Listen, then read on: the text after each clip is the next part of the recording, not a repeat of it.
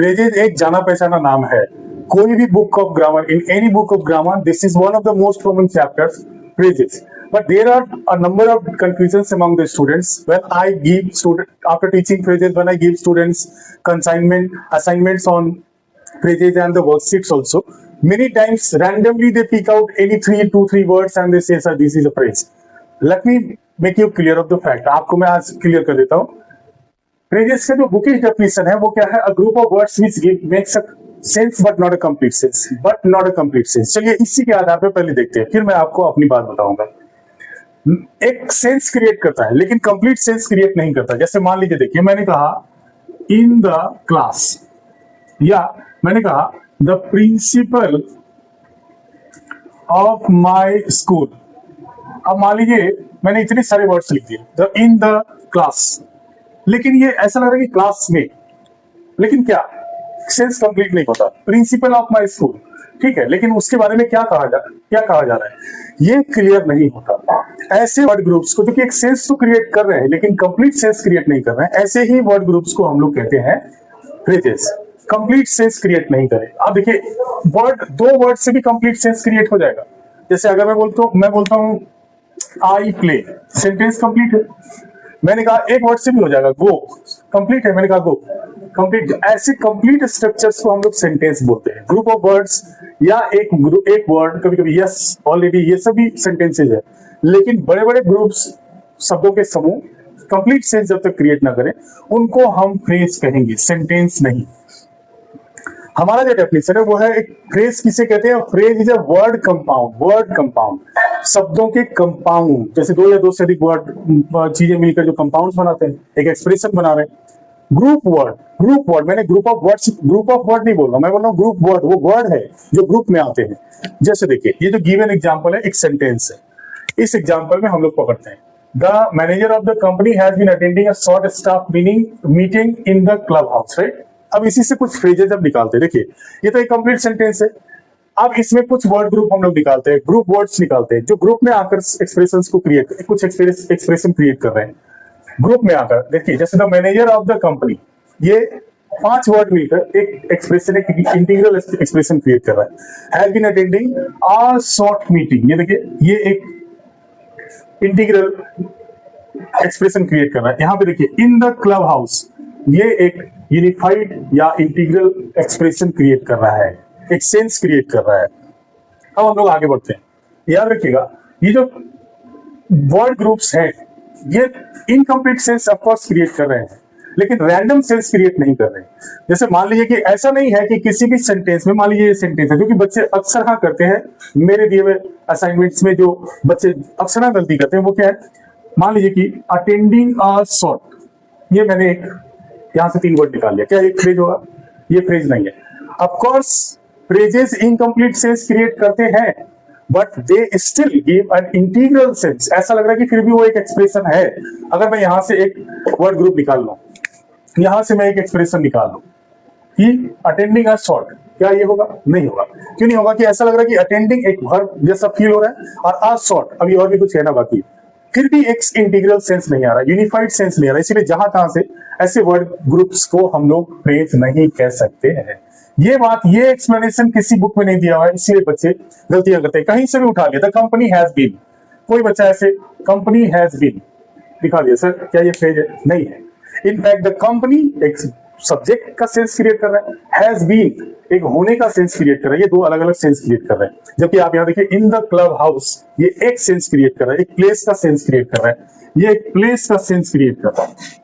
ऐसे ही group words को हम फ्रेज कहते हैं.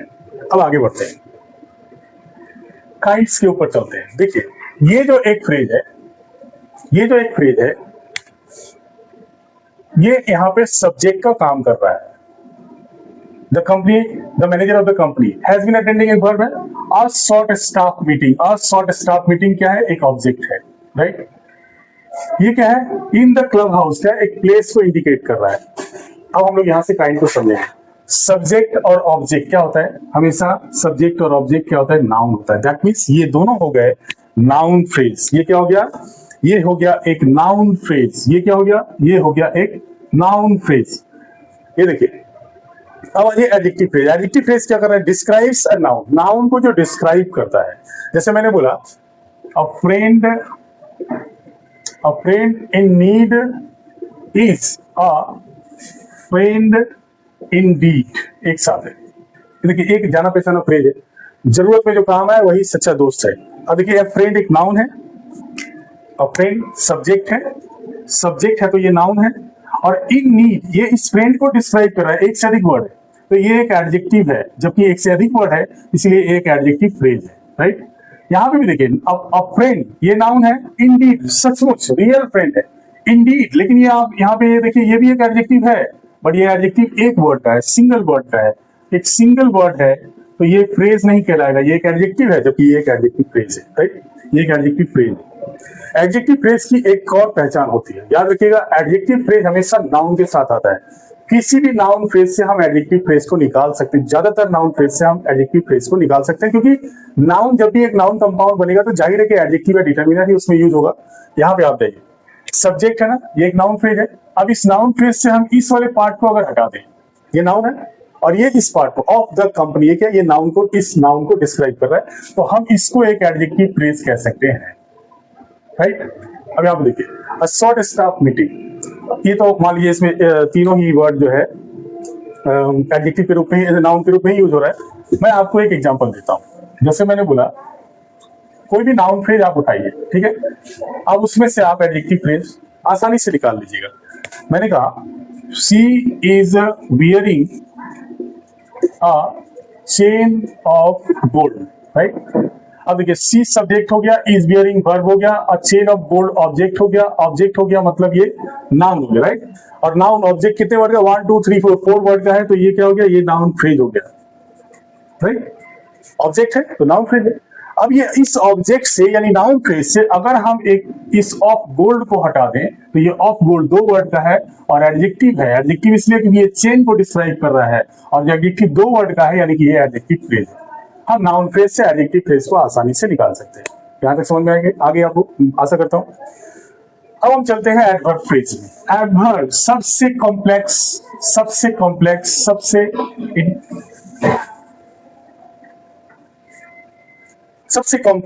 Parts of speech.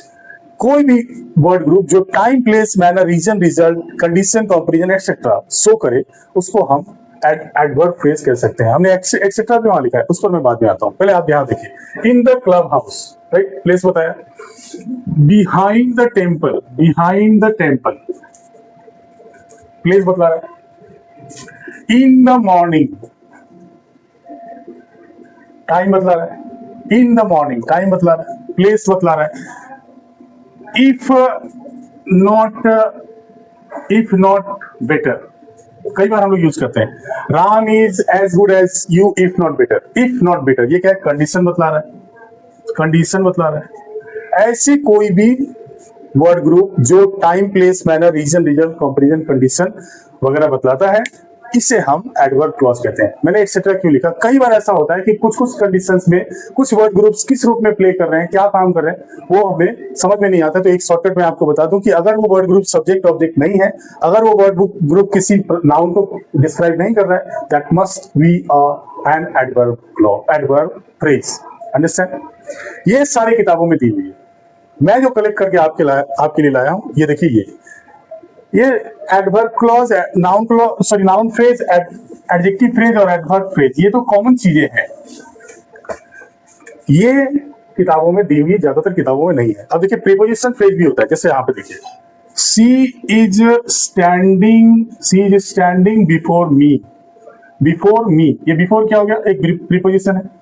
अब मैं बिफोर की जगह लिख दिया in front of, she is standing in front of me. जैसे एक से अधिक वर्ड का मैंने प्रीपोजिशन यूज किया, that is called prepositional phrase, in front of. अब देखिए इसी की जगह पे और मैं लिखा हूं she is standing beside me, ठीक है। अब मैंने लिख दिया by the side of me. अगर मैं यहां पे बोलता हूं बिहाइंड, तो लिखता हूं बाय द हाइंड साइड। तो इस हिसाब से किसी भी कोई जो मोर देन वन वर्ड का जो प्रीपोजिशन होता है उसे हम प्रीपोजिशनल फ्रेज कह सकते हैं। इसके बाद आ जाइए आप कंजंक्शनल फ्रेजेस में हम लोग कंजंक्शन से क्या करते हैं, वर्ड फ्रेजेस और सेंटेंसेस को, क्लॉजेस को जोड़ते हैं। मैंने कहा राम एंड श्याम, राइट, तो एंड क्या हो गया, कंजंक्शन हो गया। मैंने राम एंड श्याम की जगह, एंड की जगह मैंने यूज किया एज वेल एज, तो ये क्या हो जाएगा, ये कंजंक्शनल फ्रेज हो जाएगा, राइट।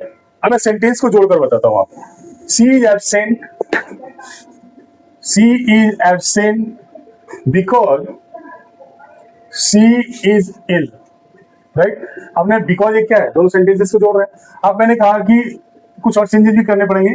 मैंने कह दिया on account of, on account of illness, ये ऑन अकाउंट ऑफ बिकॉज के सेंस में आया, राइट। बिकॉज एक कंजंक्शन है तो ऑन अकाउंट ऑफ क्या हो जाएगा, कंजंक्शनल फ्रेज हो जाएंगे, राइट।